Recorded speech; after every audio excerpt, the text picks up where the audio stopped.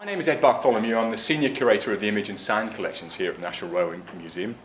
And what I want to do is talk a little bit about the image of the Mallard, particularly in the 1930s, not just Mallard but the A4's, and just talk a little bit about how that image was portrayed, how it was built up, and how it's changed in the years that have followed the withdrawal of service of these locomotives as well.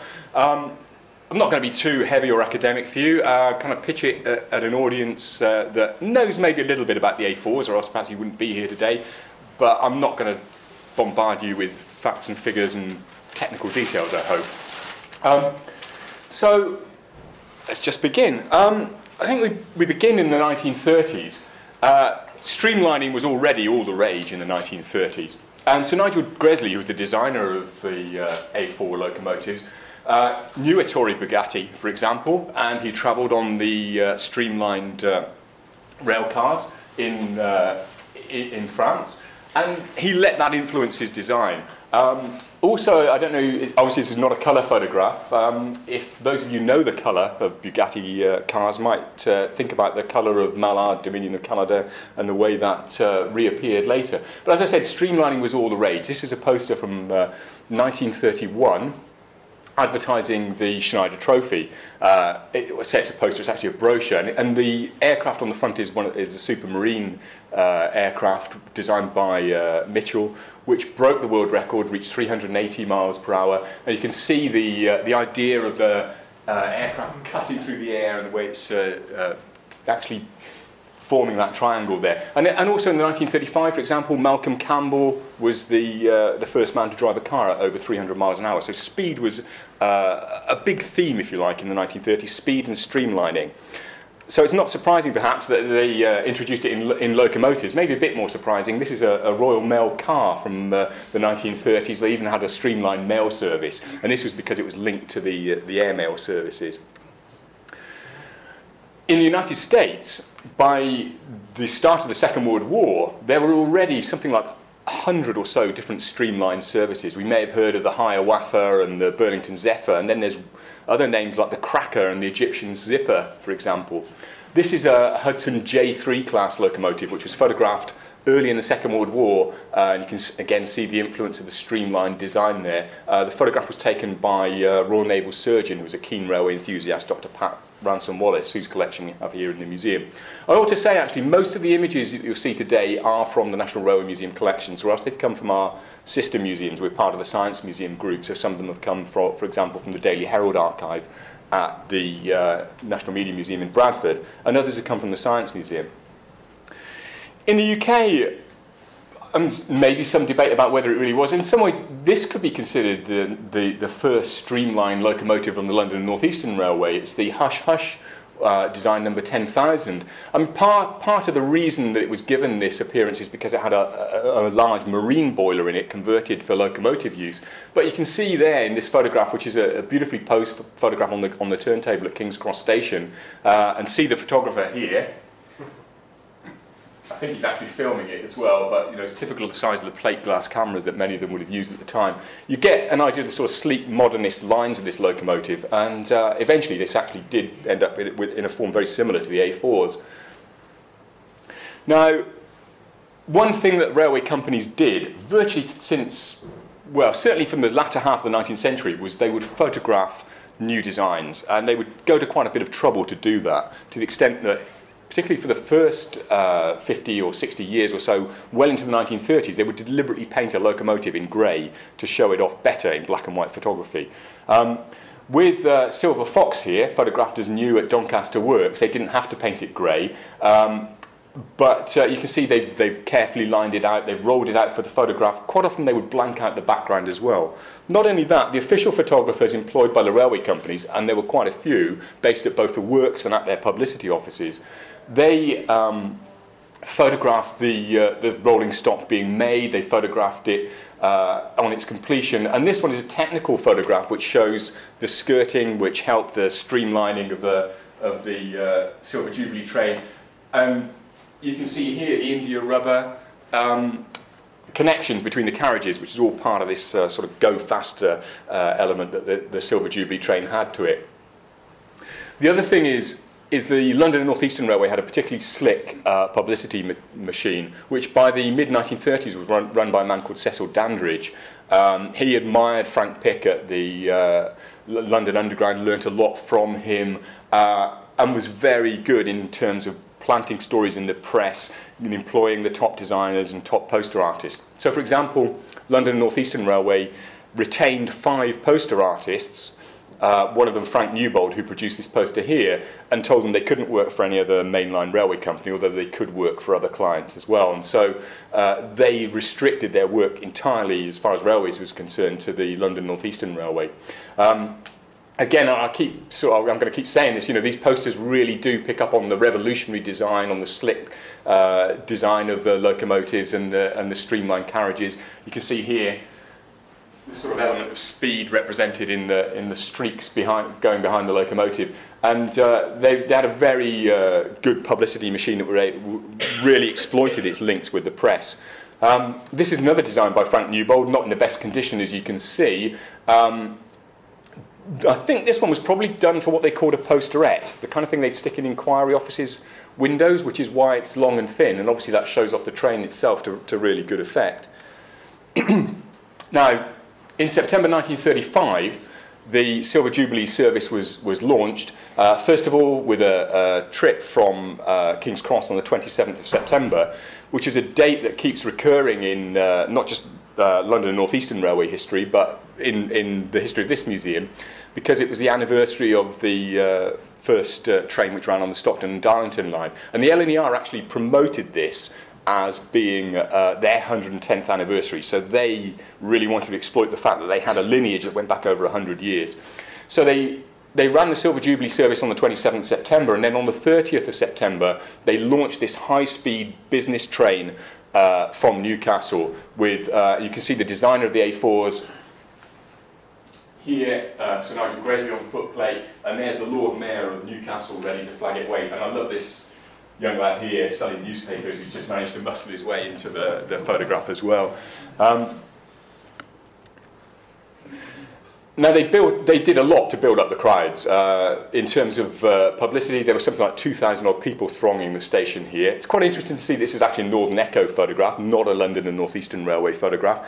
Not only that, it had an international appeal. The publicity machine had worked so well that in the United States there was actually a broadcast on the first Silver Jubilee service in 1935, and I'll give you a quick quote here of what they say. The platform is full of people. There are the actual passengers who are clustered about the carriage doors with the pleased and sheepish air which record breakers assume in public. But the thickest of the press is collected around the engine. Here is the speed. Here is the terrific tractive power. 70 feet, nearly 200 tons of it, streamlined to the shape of a torpedo. The grey snout flattened and earthward. The great silver wheels, almost invisible beneath the outer casing, which is great, really. Not perhaps entirely fitted to a wet day in Newcastle, a bit like today, I guess, but it really did inspire a lot of interest. The platforms were thronged, and I love also the way you look down here in terms of kind of health and safety as we would see it today. People here, photographer there, let's see, with a big camera held there. And somebody strolling along the tracks there, and they've come right down the spectators with their umbrellas right off the end of the platform there to watch the Silver Jubilee go. Now, I was hoping to show you a little bit of a film here from Movie Tone News, but we've got these technical difficulties, so I'm just going to show it you off YouTube. So what I would suggest, most of the people here I suspect have computers at home, just have a look at home. Silver Jubilee, Movie Tone News, 1935, and there's a lovely little minute-long clip complete with a plummy commentary on it, and I really am sorry I'm not going to be able to show it to you today, but it's probably better watched in the comfort of your own home anyway. Interior of the locomotive, they really wanted to publicise the fact that, again, this sleek modern train complete with bar, and as they said in the publicity, improved electrical kitchen apparatus and refrigerating apparatus. So that's it, that's in the kitchen there. Bearing in mind this was very much a businessman service, it's a premium service that people had to pay a premium for. The interior, I think, in many ways was fairly bland, and again it's quite interesting that the, excuse me, the official photographers don't seem to have spent a lot of effort in peopling it with well-to-do passengers. So this is a Northern Echo journalist actually filing his copy inside one of the carriages there. But you see, rather comfortable armchairs in that first-class service there. Whereas, this is the Great Western Railway, around about the same time. And I just think this is a lovely photograph. You just wonder, why didn't the London North Eastern Railway do this with the Silver Jubilee? It's obviously posed with models, but it's a great photograph. And here, in 1939, is the Coronation Scot ready just before it goes to the United States to take part in the World's Fair there. They actually took it to Euston, you could get in, and again, these lovely photographs which they pose with models. What I find interesting as a curator of our image collections is this lady here keeps appearing in all kinds of publicity for all the railway companies. She was obviously used over and over again. She obviously had that look for being the right kind of passenger, I think. A lot of the best photographs, including the photographs in our collection here, actually, of the Silver Jubilee and other A4 photographs, are actually taken by private photographers. And as I said, it really did capture the imagination. And this was taken by Dr. Patrick Ransom Wallace as a young man at King's Cross Shed soon after its introduction. This is Silver Link down at King's Cross. And here in 1936, this is at Abbott's Ripton. This was taken by a photographer called Bill Sewell. And this is around about the time it broke the world speed record and reached 112.5 miles an hour. Oh, wait, sorry. No.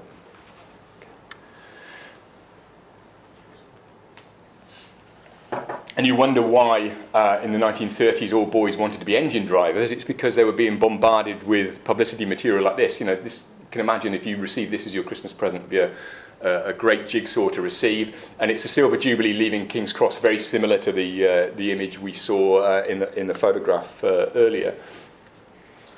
Or on cigarette cards here, I ought to probably put in a warning that smoking is very bad for your health here, but you can imagine in the 1930s all these young lads encouraging their fathers to keep on smoking while they collect this series of locomotive images. That's Silver Link again. This is around about 1935-36. And in 1935, again, this shows how the publicity machine was working. At Hamley's in London, the toy store, their big theme for the Christmas was the Silver Jubilee train.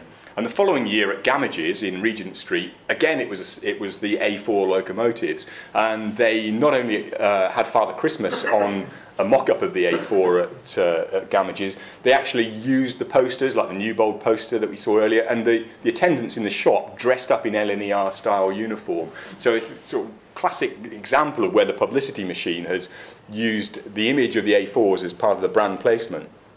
And this is, again, an image from our collection. It's a cartoon by Joe Lee, who worked for the London Evening News and did a series of topical cartoons each week. And this one features the A4s. It's dated from February 1936. And the caption tells you a lot, actually, because this lady here, she's saying to the porter who's carrying her luggage here, notice the admiring schoolboy there, look. She's saying to him, I want a seat back to the engine, if that is an engine. And it just shows, how unusual this streamlined form for a locomotive seemed in that time.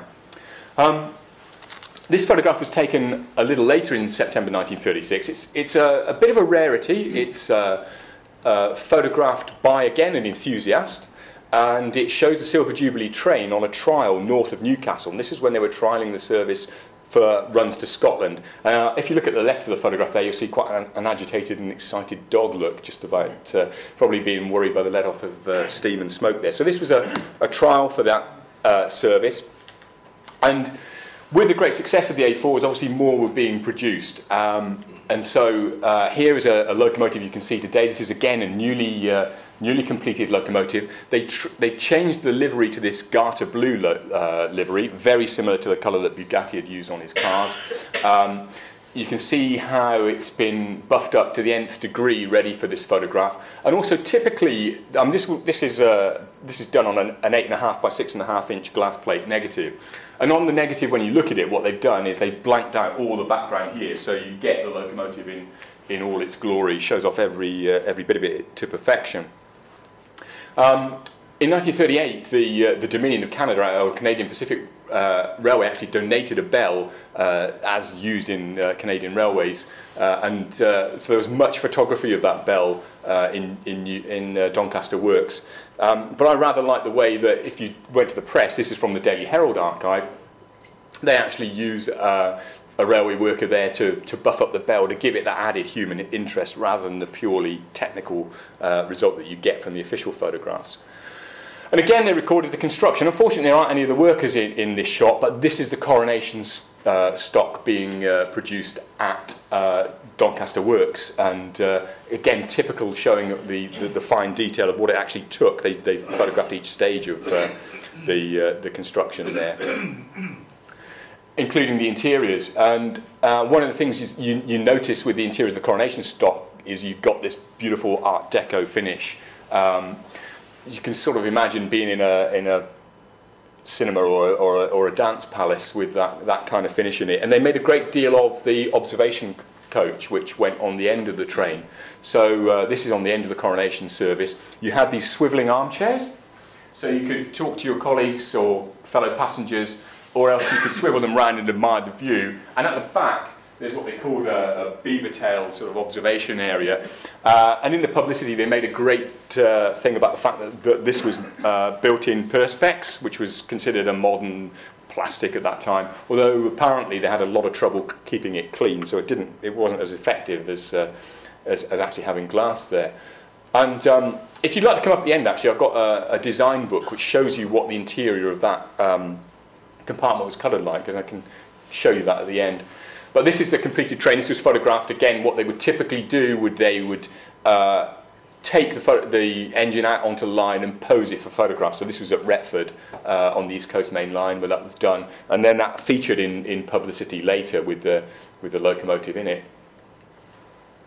And again, in the publicity, some of the better publicity, I've got to say, came from the press. So the LNER must have set this up, and there's a quote here about, they call this 5 monster locomotives capable of reaching 130 miles an hour, which as far as we know, of course, they never did. But beautifully staged shot.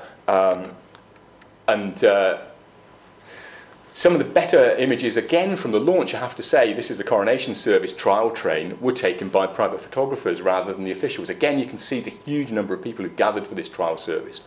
This particular photograph was taken by a photographer who worked for the London North Eastern Railway by the name of Cyril Herbert. So he was on the engineering staff, and typically what he'd do he had a Leica camera, one of the early 35mm cameras, and he would carry that in his pocket and use it obviously during the course of his work. And he obviously managed to find time to be where he needed to be and witness the exit of this. This is at the end of June in 1937, the trial coronation train, while journalists were positioned along the line to photograph it on its journey. So this is the 18 Arches viaduct over the River Alne, for example.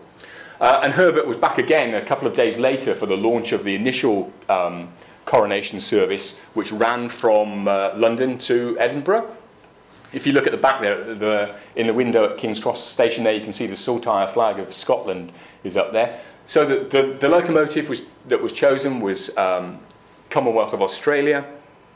And the interesting thing about this, I find, is that this launch of this service was actually televised, because of course the East Coast Main Line goes past Alexandra Palace, so the nascent BBC BBC television service was operating out of Alexandra Palace, and they actually filmed it going past there. Also quite interesting is they advertised the service as much as anything fastest in the Empire, as much as fastest in the world. And Sir Ralph Wedgwood of the LNER actually said to the people who were gathered on the platform here on this day, I won't do the voice, "You are not going to break records today.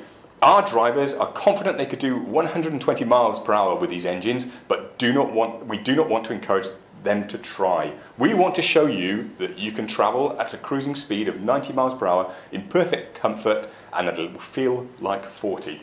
So it was speed, but it was comfortable speed that they were advertising at this time.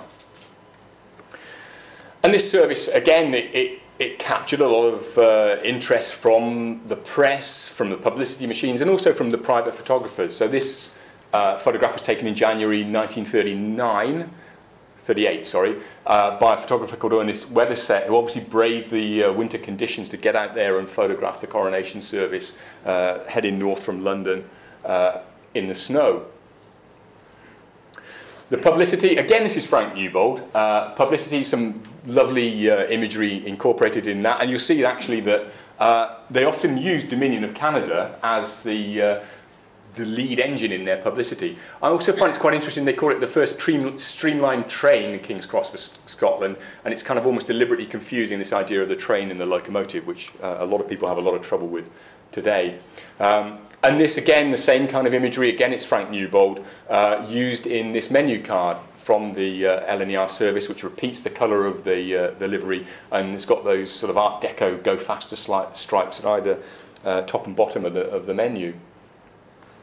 Poster artists, I mentioned the top 5 poster artists who were employed by the London North Eastern Railway. One of them was Frank Mason. He was a marine artist. He particularly specialised in railway scenes, but also he was a great artist of marine scenes, and you can see that in this image here, which shows the coronation train on the East Coast just about to cross the border. You can't quite see it here, but they've actually picked out in name there Holy Island, Bamburgh Castle, Dunstanburgh Castle there, as it's just going north of Berwick there. What is also quite interesting from this period is that they're starting to use the train in the imagery. Quite often they would publicise the destination, but not the train itself. But here, because it's something that people are going to want to travel on, they very much incorporate the train in their poster art. Often they would say have a poster of Edinburgh and say it's accessible by their services, but not actually show the stock you're travelling on. But I think it's enough to say that the LNER were really proud of this. What I find interesting about it is that, I mean, sort of whisper it really, but the LNER in many ways were not a particularly successful railway in the 1930s. Much of their revenue actually came from freight services, and obviously during a period of depression they weren't doing so well. They weren't paying dividends to shareholders, or paying very low dividends to shareholders for much of this period. But what's interesting is that today we remember the LNER as a very successful railway. We remember the image of the A4's and the streamlined locomotives, rather than the sort of perhaps sometimes depressing service that you might have got, and the fact that most of the time they were actually spent moving a lot of mineral traffic. This is another poster by one of the top 5. This is Tom Purvis. I think it's a splendid image of the Royal Border Bridge at Berwick. I do think if you look at the train there, it does almost look like a modern diesel or electric train that's crossing the bridge there, and I think that might well be intentional, although the LNER took a conscious decision in developing these locomotives that they would go down still continue to go down the road of steam locomotives. They actually, Sir Ralph Wedgwood, who was chairman of the LNER, actually said he wanted to see what steam could do or what coal could do. So they still kept this notion that their high-speed trains would be powered by coal. And obviously it was plentiful and relatively cheap at this time. I mean, this image, I find it quite interesting. It's got a Japanese influence, because Purvis was influenced by Japanese artists, and it's apparent in quite a few of his other posters. But I wondered also, do you think there's a bit of an homage to Turner here, Rain, Steam and Speed, the Great Western Railway in 1844? I don't know whether it's conscious, but I think if you look at the two together, there is a little bit of a borrowing from Turner there. It's just in a sort of more modernist way, with incorporating the Japanese influence as well. And just to talk about the rivals, we have the Coronation Scot here ascending Shap Fell. This is by Norman Wilkinson, a prolific poster artist for the London, Midland and Scottish Railway, though not for the rival LNER on the other side of the country. But again, I think it's quite interesting that they have picked up on the idea of showing the train, enjoying the train journey, enjoying the scenery as you go, rather than just advertising the destination when you get there. And talking to this Coronation Scot streamlined service, again, despite the fact that in the United States there were diesel locomotives that were going at pretty much about the same kind of speed as it, long distance services, it really did generate a huge amount of interest in the United States when it went there for the World's Fair in 1939. Sorry. But it just kind of shows where the railways in Britain could have gone in the 1930s. We could have taken that diesel route down there, but decided not to. And although there's much talk about rivalry between the two services from the London and North Eastern Railway and the London Midland and Scottish Railway on their services to Scotland, they could actually cooperate. They did actually get together from time to time.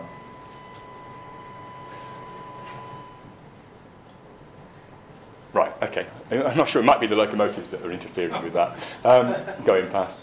Anyway, but so here, you know, we've got an example of Edinburgh, which could be reached by the Coronation Service. This is a poster by Brian de Greeno, who's probably better known as a motor artist. So you've got the Coronation Service here with the A4 there, and on the other side you have the Coronation Scots Service. Quite interesting that you get Edinburgh is advertised with the glories of Edinburgh Castle.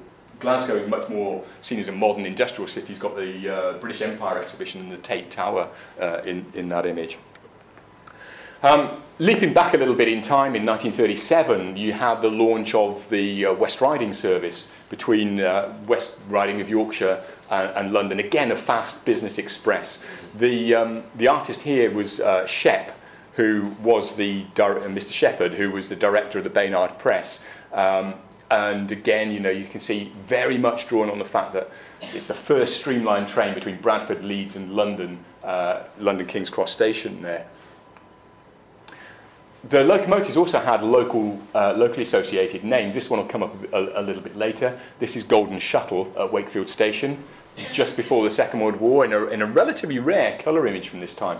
This was actually a Dufay colour transparency, so it's a stereo transparency. I can't show you the stereo effect on here, but the Dufay colour transparency gave that sort of 3D effect.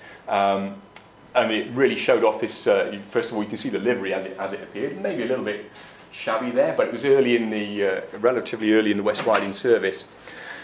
And it does show, you know, the sort of glories of what it was like to travel on there. Although, in fact, actually, if you were coming from Bradford, it was a much more prosaic start. Because of the steep gradient getting out of Bradford, you actually, as far as Leeds, you travel behind those two N2 tank locomotives, as in this photograph by the local photographer, H.L. Overend. So, probably notice I haven't said too much about Mallard yet, so I will quickly move on to Mallard. And this is Mallard as new. Again, one of those newly completed photographs with all the background carefully retouched out so that you can see the locomotive in a beautiful profile there. But again, perhaps rather surprisingly, the record run wasn't photographed officially by the London North Eastern Railway.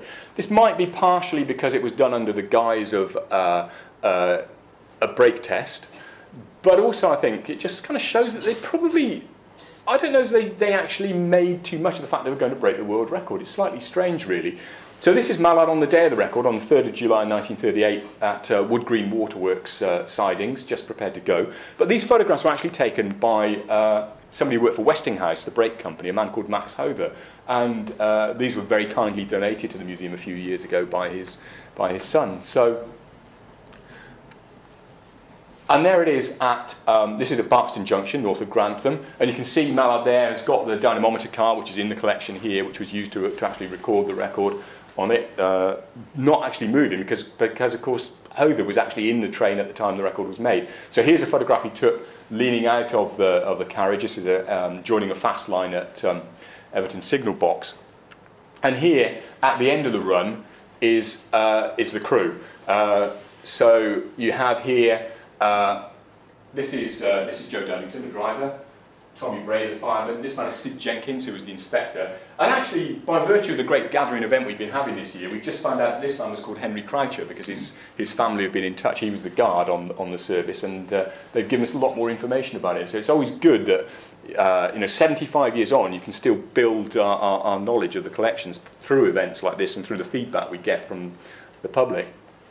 And obviously that breaking of the record, that 126.5 miles per hour, gave another boost to the publicity from the London North Eastern Railway. They worked, for example, here. Again, this is a similar lineup of the 5 locomotives. It's not the same as the one on the previous image. This is senior service cigarettes on a cigarette card. So I don't know whether you can read that. It says, Big Five. This dramatic picture shows the 5 new engines of the Silver Link class, interesting that they're still calling it that, built by the LNER to haul the coronation trains.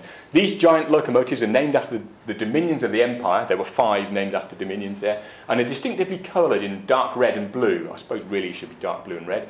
The tenders are fitted with corridors so that enginemen can be relieved en route. An engine of this type, number 4468, recently attained a maximum speed of 125 miles per hour, a British record, which, you know, really it was a world record. So it's quite surprising that they didn't actually make the most of that in some ways. For example, there are no posters which say world record breaking locomotives. What they do is have straplines like all for your further comfort. So it's going back to what Wedgwood was saying. He doesn't want to, you know, scare people, basically. So these are the 4 streamlined services that the London North Eastern were offering by the late 1930s. This is a poster by Tom Purvis again, very much milking the fact that these are beautiful locomotives to look at. And I don't know whether the eagle-eyed among you will notice there's an interloper, because here we've got the 3 A4's, and this one is actually a B-17 locomotive that was used on the East Anglian service, but it was streamlined because it had that, you know, they wanted to actually build on the cachet of the streamlined A4 locomotives. And it's a little, it's quite interesting that if you look in the London and North Eastern Railway magazine from this period, there's a letter purported to be from a passenger, but I don't think it is really, and it says it was that the East Anglian service was the last word in comfort and tasteful decoration. And then he has a little minor complaint of saying there should be 2 clocks at Liverpool Street Station because you can never find your way around there and find the right time. And of course, there's just somebody's written underneath. And of course, we've addressed this issue now and we've installed 2 clocks. So you kind of know that it's been written by the publicity people, but it's all very, very neatly done. Now, sort of, one of the big ifs, I guess, in terms of how that image might have developed is, well, what would have happened had the Second World War not intervened? But what I find interesting is, this is a poster that's dated 1941, you know, that time of, is your journey really necessary? And you'll see it's still advertising, it's quicker by rail. This is the artist is Van Jones, not a particularly prolific artist in terms of railway posters. And you see, again, a lovely, subtle representation of the A4 crossing the bridge at Berwick there. So it's quite interesting to think, well, you know, in 1941, they're still advertising this A4 service as being a quick way to get to Scotland. Even more unusual, you'll also notice in the Second World War, the sleek liveries went, the blues went, and they started to paint them in black livery. I find this quite interesting. This is... you might, those of you who know the class really well might wonder, well, what was 1931 Davina? Well, actually, this is the locomotive Merlin, masquerading as the locomotive Davina. Davina was the daughter, 13-year-old daughter of a director of the London North Eastern Railway, Davina Fitzherbert Wright, who was born in 1931, hence the number. So they had this done for a couple of locomotives. The name boards were actually made of wood. Okay, they weren't actually made of brass. But look at the date. This is August 1944 that they did this, at the sort of height of the Normandy breakout. They took the effort to please a director to actually rename and repaint a locomotive. It's kind of baffling, really, but there you go. In a more, if you can say, more appropriate way, streamlined locomotives figured big in publicity even during the Second World War. So this is In War and Peace We Serve, advertising the fact that the railways grouped together had played a huge part in the forthcoming victory of the Allies during the Second World War. The flags of the United Nations, you probably notice France, Soviet Union, United States, obviously UK. Anybody know what that one is? China, well done. Yes, well done. And obviously the 3 locomotives there are, out of the locomotives there, except for GWR, obviously always went their own way anyway, 3 of them are streamlined there with the air smooth, as they call it, Spamkang from the Southern Railway with the A4 and the Coronation class engine there. And talking about renaming during the Second World War, this is just after the Second World War. So this is 4496 again in its official photograph. And Golden Shuttle, which was named originally because of its links to the Bradford World Trade, had been renamed by this time. So this was just in time for its naming ceremony.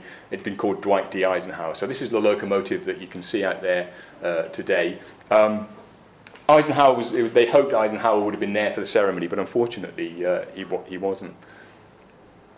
Mallard was already looking a little bit sad. This is number 22 as it was renumbered in 1946 in the final days of the London North Eastern Railway. And this, some of you might well recognise this photograph or recognise the basis of this photograph. This is dated from January 1947, and it shows the locomotives Honeyway and Merlin at Doncaster Works in the paint shop there. In the foreground there you can just see a name badge for Owen Tudor. And it was then reproduced in this form by Terence Caneo, the artist. So still the A4's very much in the forefront of publicity post-war, except for some reason they changed the locomotives to Owen Tudor and Sir Ralph Wedgwood. And then immediately after the war, after nationalisation, they then used the poster again and just rebranded it British Railways. So Cuneo, as you know, was well known for including a mouse in all his paintings. And if you want to know where he is, cat ate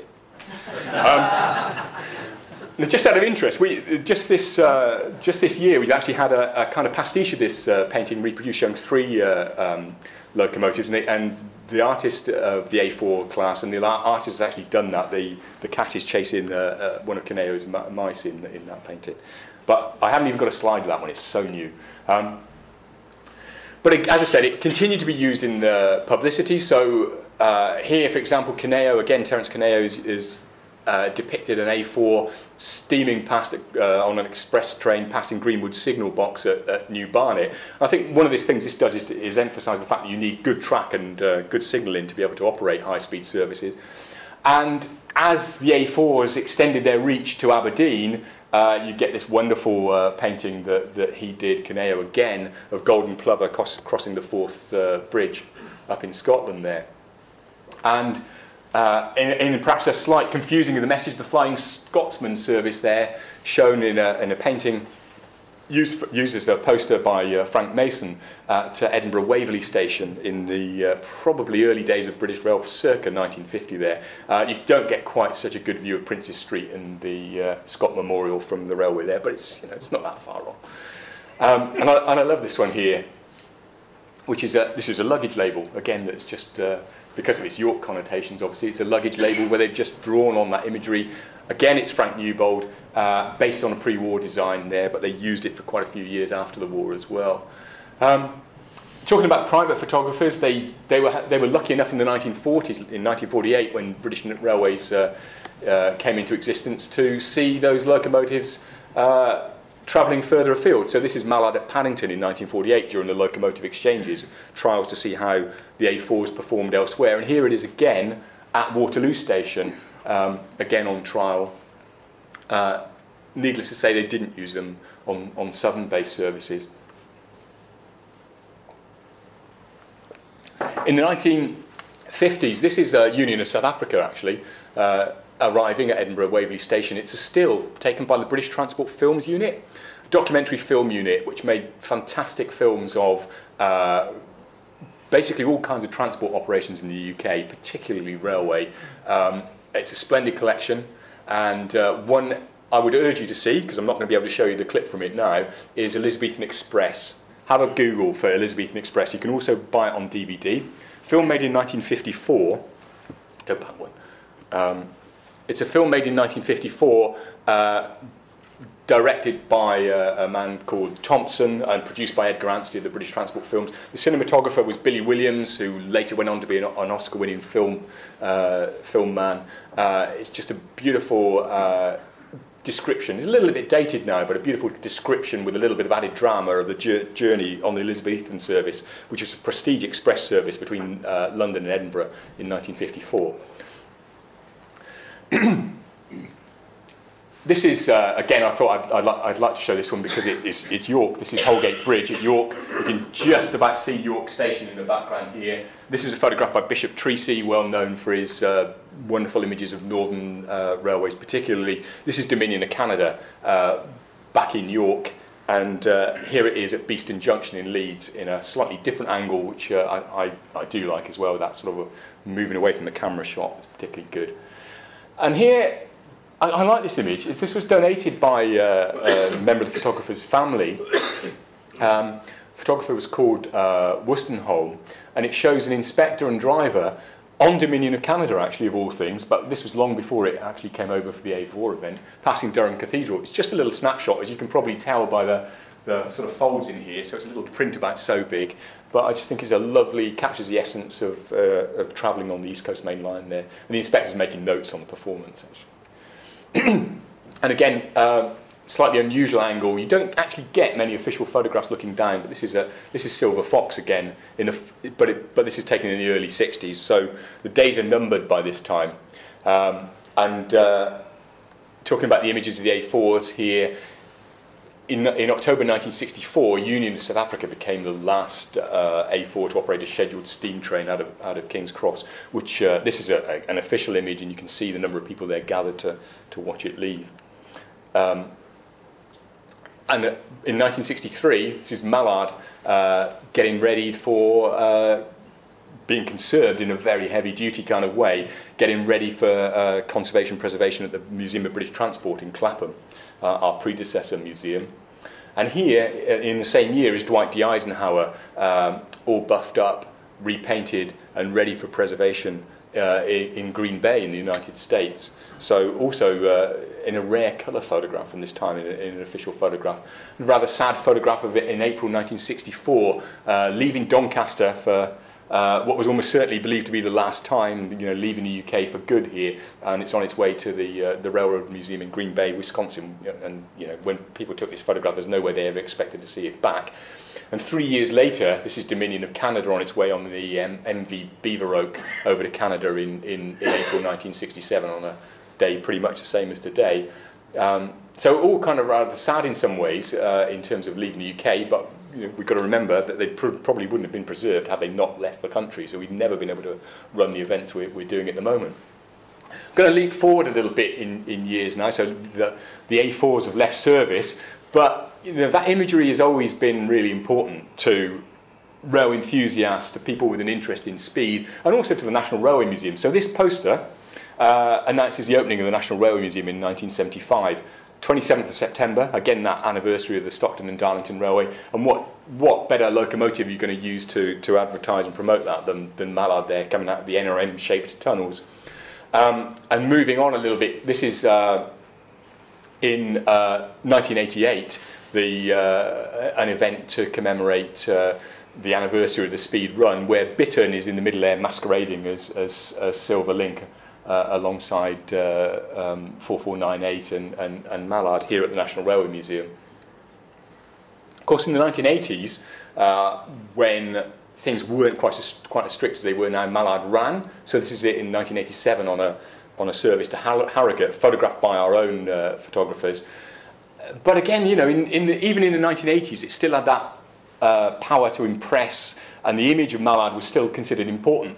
So this was a cartoon which was done just after the saving of the Settle and Carlisle line. I don't know whether everybody can read it, but they're saying here, we've just overhauled Mallard, so here's our proposition. We hire the Settle Carlisle tractor for a straight race and we'll beat the pants off you. So against a high-speed train. From the 80s really onwards, you start to get this rather nostalgic image. I said there weren't really any good photographs of Mallard on its record run. We certainly get in the 1980s, when it's old enough to have that sort of backward-looking nostalgic view of it. You get artists like Gerard Coulson, for example, do this splendid image showing it on its record run.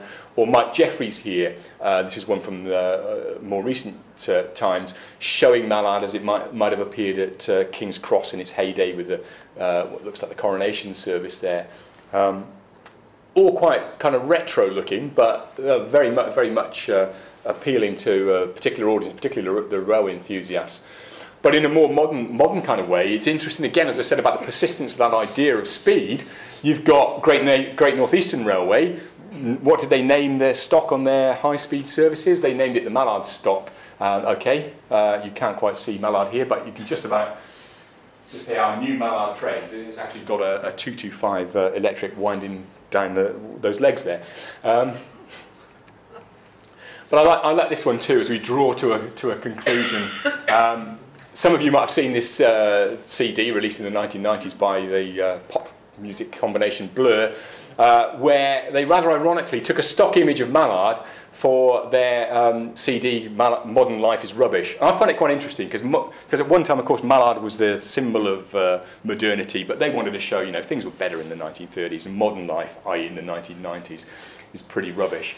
But to finish, I kind of like this one too, because this one here, I'm just going to show you dates from the 1980s when Mallard was on its special runs, and again, it shows the enduring appeal of Mallard, but not necessarily to everybody. This was a booking office on the Chiltern line, Mallard. Can you read that? Steam Loonies. Please note, 4468 arrives today at 1908. Please do not inquire any further, as you will drive us all round the bend. So, hopefully I haven't driven you around the bend today, so with that I'll conclude. I'll turn the lights on.